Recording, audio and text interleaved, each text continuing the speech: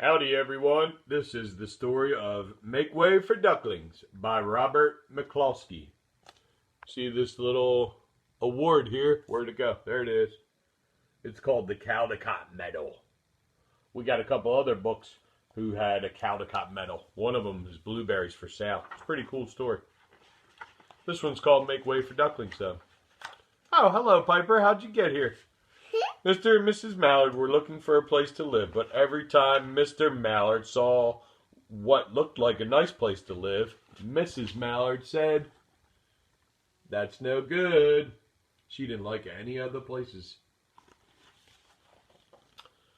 There were sure to be foxes in the woods or turtles in the water, and she was not going to raise a family where they might be foxes or turtles. So they flew on and on.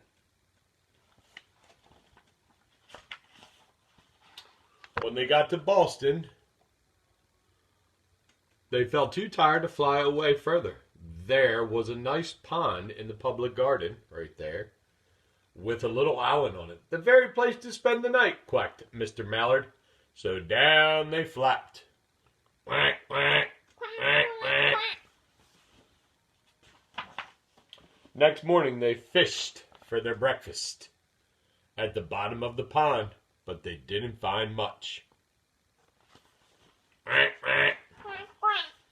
Just as they were getting ready to start on their way, a strange, enormous bird came by. It was pushing a boat full of people, and there was a man sitting on its back.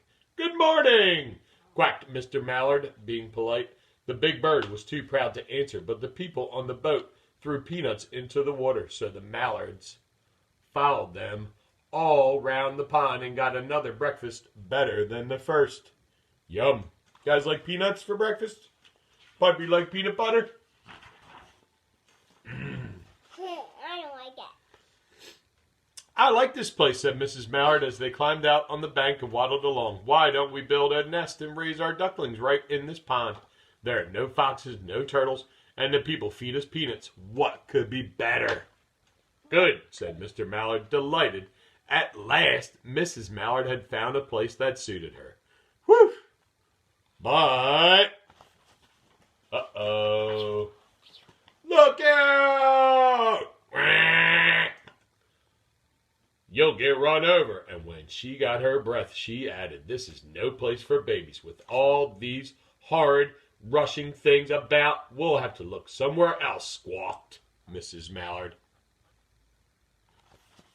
She was happy, but not anymore.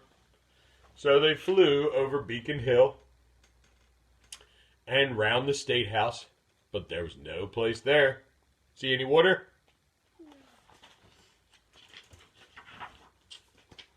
They looked in Lewisburg Square. There was no water there either. Looks like a nice place, though. Maybe I would live there someday. Yeah, me too. Hey! Then they flew over the Charles River. Yay! This is better, quacked Mr. Mallard. That island looks like a nice, quiet place, and it's only a little way from the garden, the public garden. "Yes," said Mrs. Mallard, remembering the peanuts. "There looks like the right place to hatch ducklings." Oh boy, boy, oh boy, oh boy, oh boy. Boy, oh boy, oh boy, oh boy, oh boy. So they chose a cozy spot among the bushes near the water. Looks nice, doesn't it? Ooh, I found it. Settled down to build their nest, and only in just time, for now they were beginning to molt. All their old wing feathers started to drop out, and they would not be able to fly again until the new ones grew.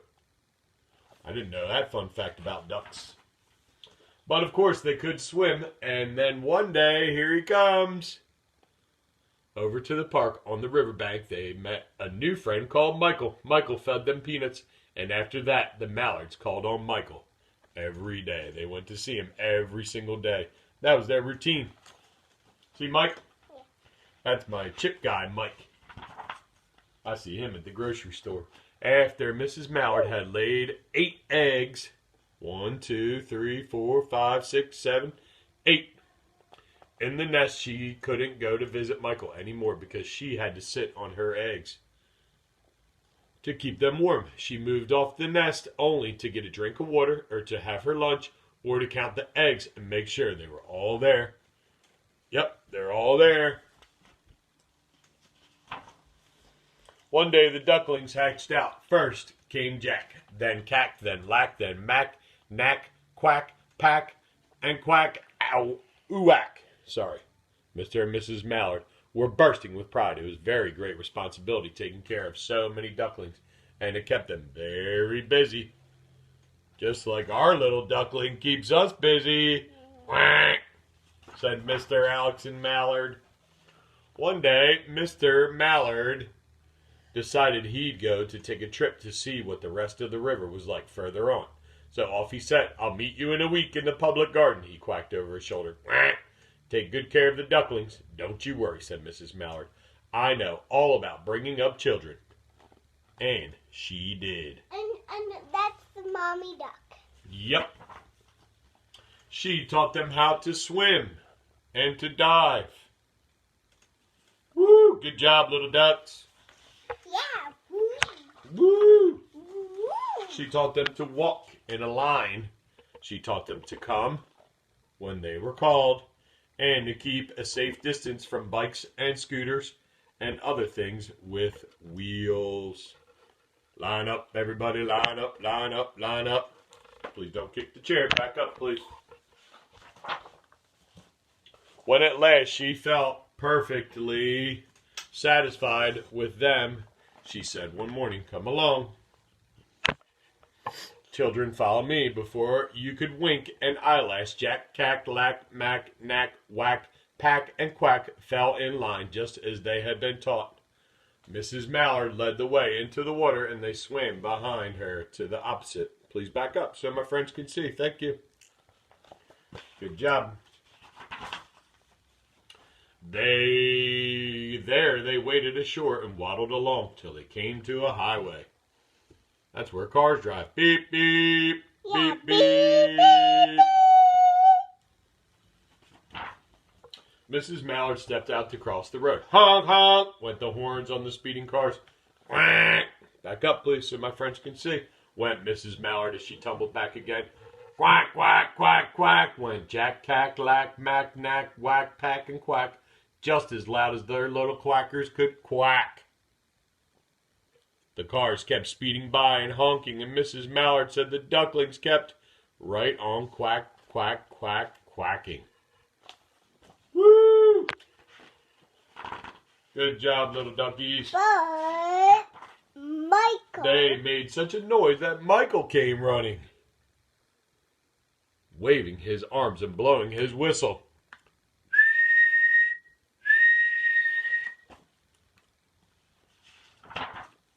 He planted himself in the center of the road. He raised one hand to stop the traffic and then beckoned with the other, the way policemen do, for Mrs. Mallard to come over. Thanks, Mike. Great job, bud. As soon as Mrs. Mallard and the ducklings were safe on the other side and on their way down Mount Vernon Street, Michael rushed back to his police booth. Woo! Who's he going to call now? He called Clancy at the headquarters. There's a family of ducks walking down the street, Clancy said. Family of ducks? What? Ducks, yelled Michael. Send a police car, quick. Oh, boy. Meanwhile, Mrs. Mallard had reached the corner bookshop and turned into Charles Street with Jack, Cack, Lack, Mack, Knack, Whack, Pack, and Quack, all marching down the line. Back up, please, so my friends can see. Thank you. Everyone stared. An old lady from Beacon Hill. Back up, please, so my friends can see. Isn't it amazing, said the man who swept the streets. Well, now, ain't that nice? And when Mrs. Mallard heard them, she was so proud she tipped her nose in the air and walked along with an extra swing in her waddle. Yeah. Go, Mrs. Mallard. When they came to the corner of Beacon Street, there was the police car with 4 policemen that Clancy had sent from headquarters. The policemen held back the traffic so Mrs. Mallard and the ducklings could march to the street. There they go. Good job, policeman. Thank you. Right on into the public garden. Right back to where they started. Except for that bike. Hopefully that bike doesn't come back. Inside the gate, they all turned around to say thank you to the policeman. The policeman smiled and waved goodbye. 8 thank yous, and then 1 mother thank you.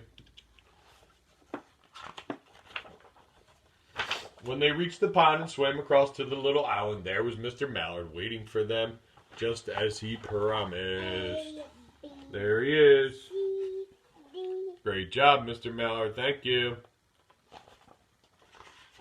We're almost done. Thanks for staying with us. The ducklings liked the new island so much they decided to live there. All day long they follow the swan boat and eat peanuts. There it is. Look at those little ducks and all those yummy peanuts. Nice, nice, nice. Great job. And when the night falls, they swim to their little island and they go to sleep. Nighty night, everyone. Thanks for joining us. Have a great day.